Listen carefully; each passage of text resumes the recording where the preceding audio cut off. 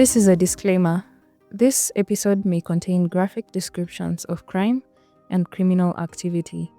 It therefore may not be suitable for listeners under the age of 18 or those who may find the descriptions disturbing. Listeners' discretion is advised.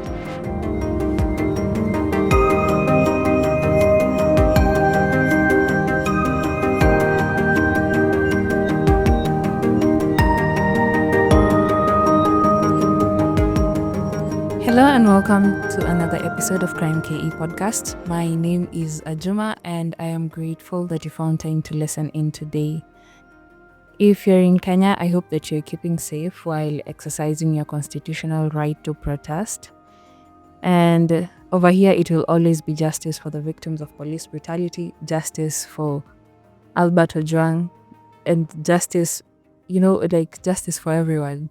In today's episode, we delve into the story of Agnes Tirop. And at the time of her death, Agnes was a record-breaking athlete, holding the world record for the women's 10-kilometer race. This story broke my heart because, and this is only my opinion, I felt like something could have been done earlier. Agnes went through domestic abuse, and as you will hear, most of the people around her knew it. I don't know, maybe it's just me, but I feel like it did not have to get here. And now, without further ado, let us get into today's episode. Also, please stick around until the end of this episode to find out how you can support this podcast.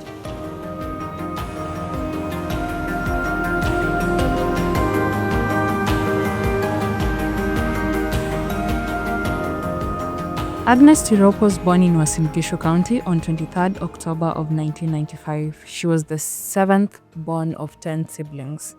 Now, at a young age, she became very involved with athletics and she was really good at long-distance races. Her younger brother said that he saw Agnes's love for running when they were in primary school.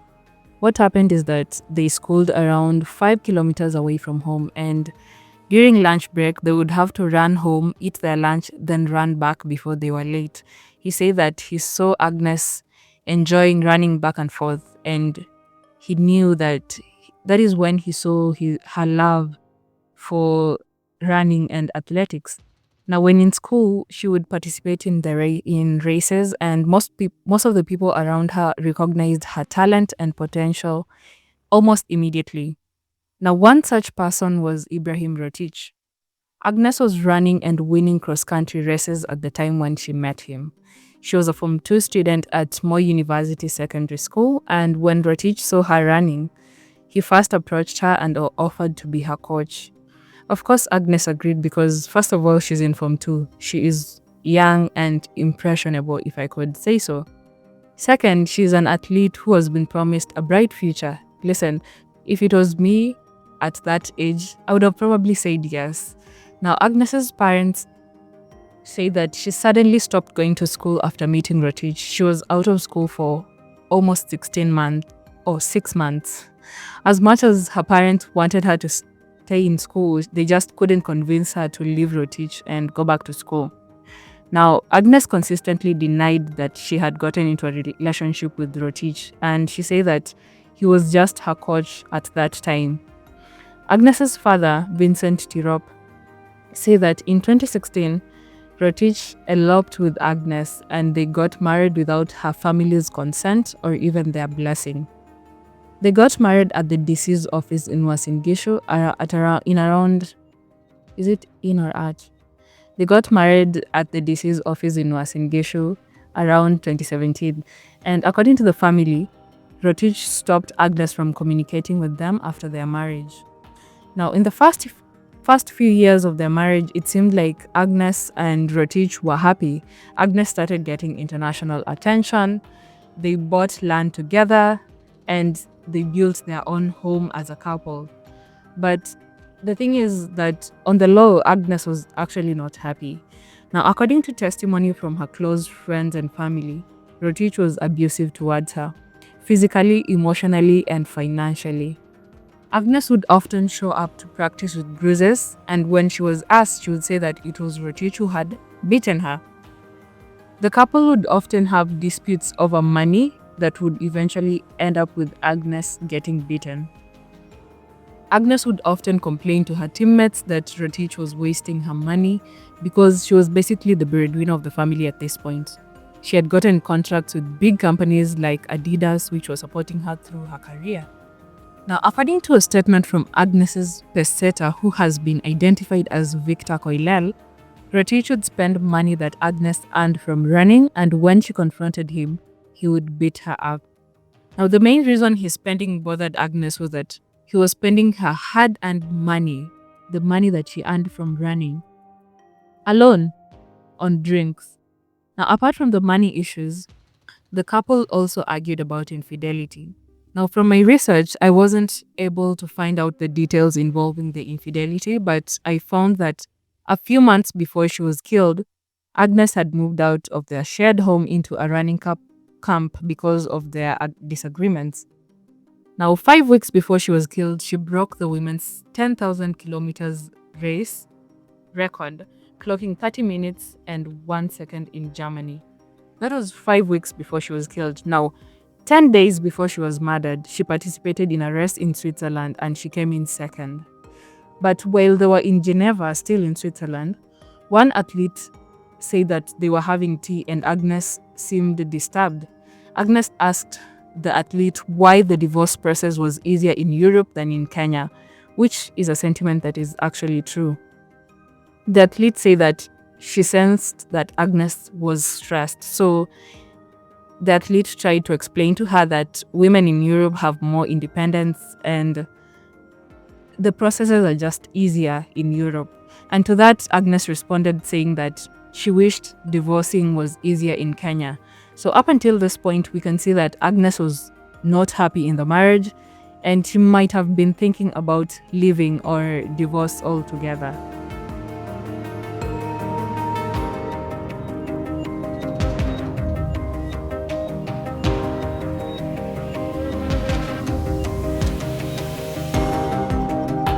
Now, let me take you to October of 2021. It is 12th October in the morning and Agnes fails to show up for her training. And this is something that is not normal for her. Her family tries to reach her, but they can't because her phone is not going through. They try to call Rotich to ask Agnes's whereabouts, and the person who spoke to him was actually Agnes's younger sister. And he said that Rotich told her that he was with Agnes and they had traveled to Nairobi.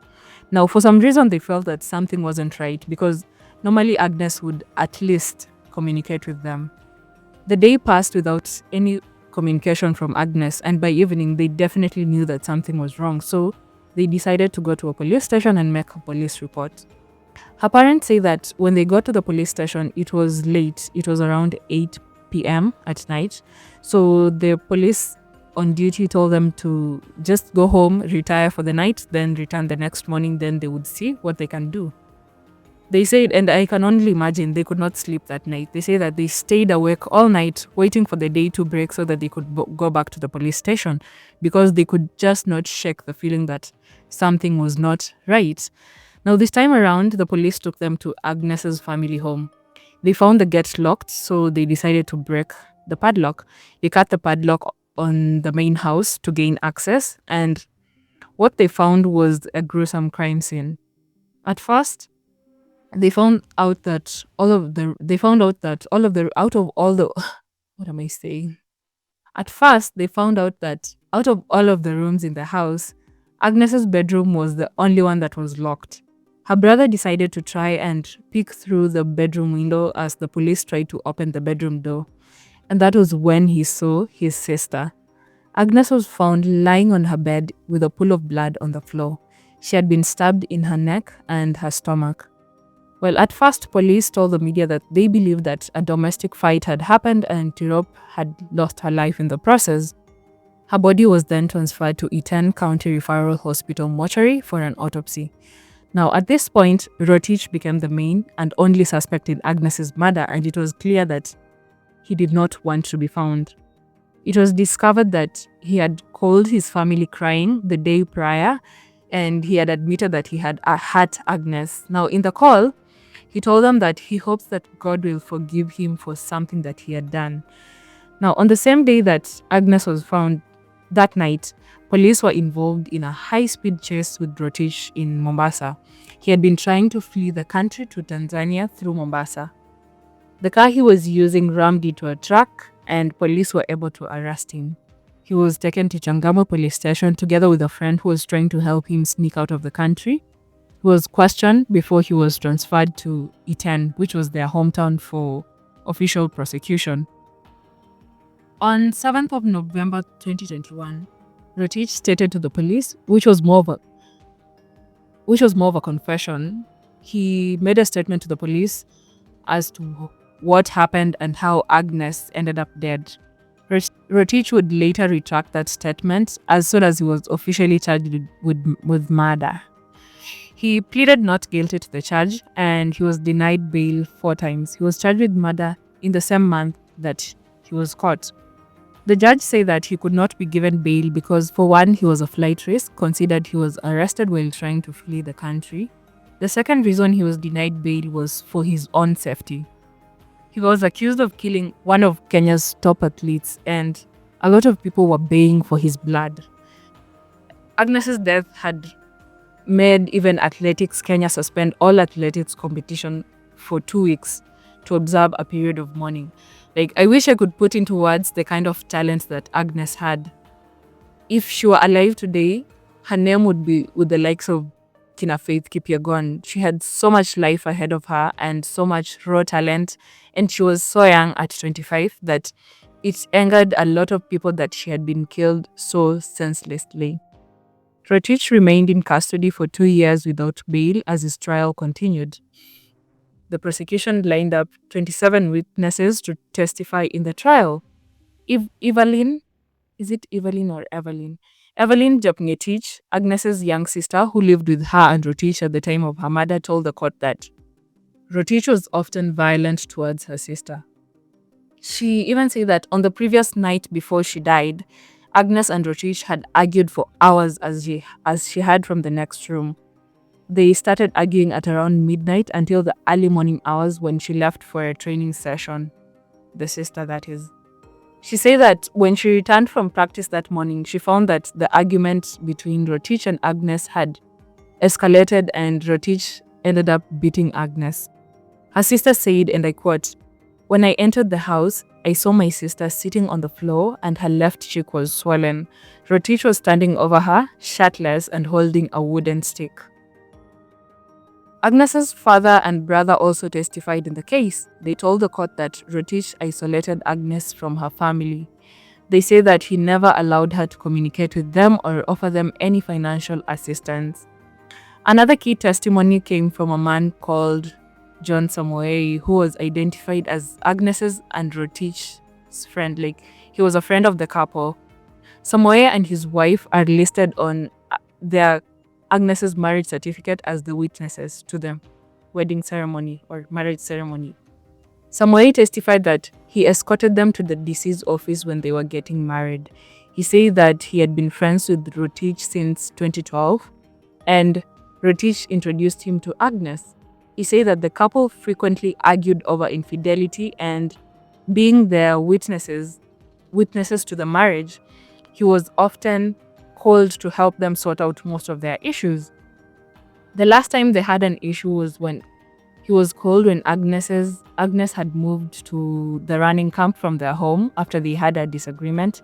He said that at the time Rotich called him and asked him to go and talk to Agnes, to which he agreed, and he invited them to his house to talk about it.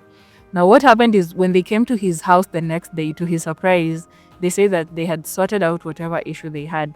Well, he didn't bother to ask any other questions. He was just glad that they had resolved the issue, and they had a night and they spent the night at his house, and that was the last time that he was actually called to sort any of their issues.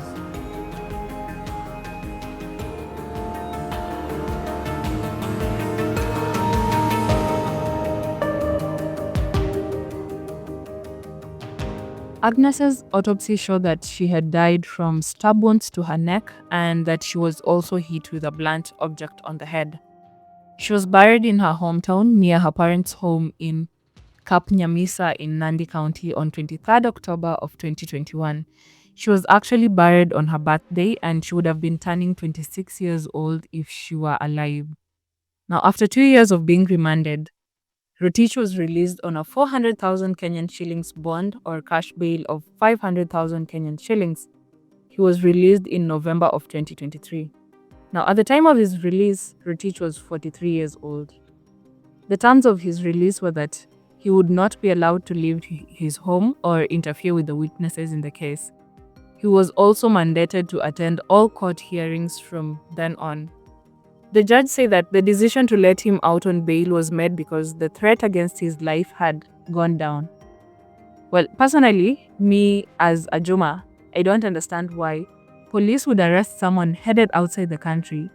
Then they just let him out on bail, hoping that he would follow the law and not disappear again. But I guess that is why I'm not the judge here. In December of 2023, the prosecution tabled a suicide note assumed to have been written by Rotich.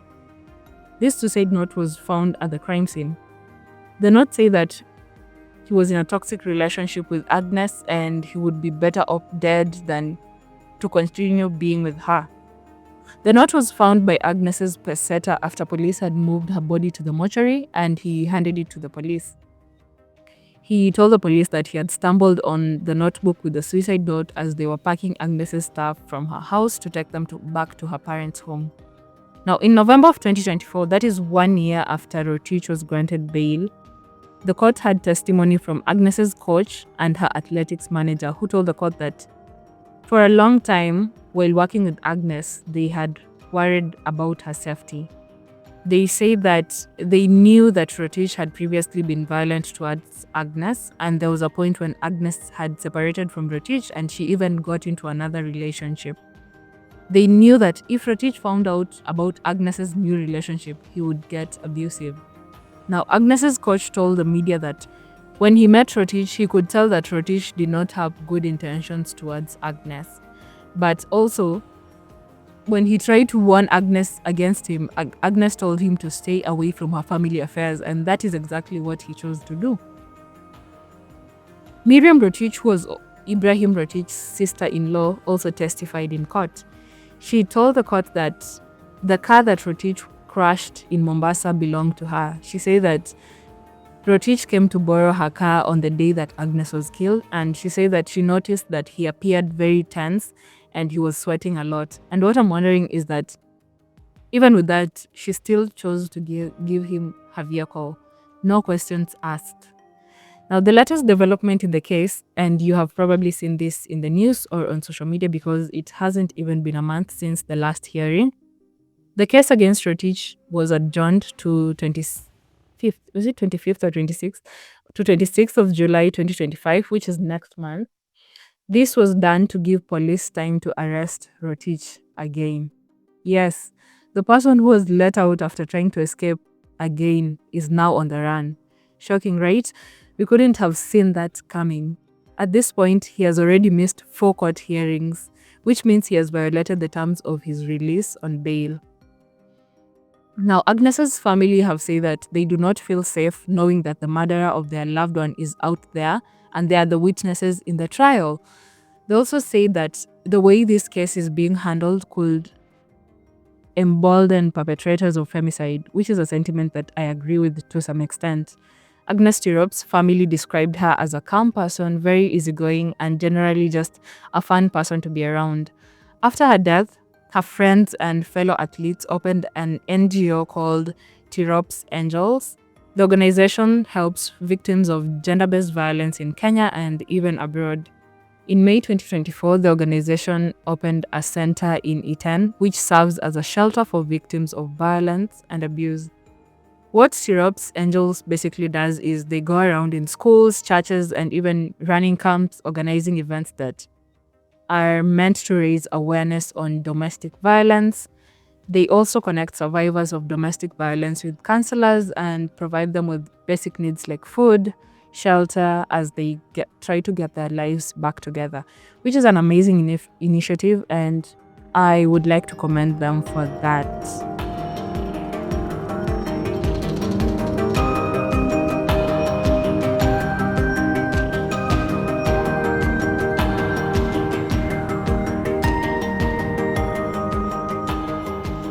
We have come to the end of this episode. That is all I have for you on the story of Agnes Tirop. I will be following up. Hey, I will be following up on this story as it unfolds, and I will be providing updates as they happen, mostly on the podcast social media platforms. So if you would like updates from the case, you should follow Krime KE on social media. You can support Krime KE by sharing this episode with your friends so that we can get a larger community to listen to the cases. I have tagged the podcast contact information in the show notes of this episode so that it is easier for you to reach out if you have any feedback on this episode or the podcast in general. You can also use the same information to suggest crime cases that you would want to hear on the podcast, and I will research and get to them. Now, with all that said and done, don't forget to give the podcast a 5-star rating on the platform that you're listening from, and catch the next episode of Krime KE podcast on Thursday next week, same time, same place. But until then, stay safe and remember, it is crime with a K.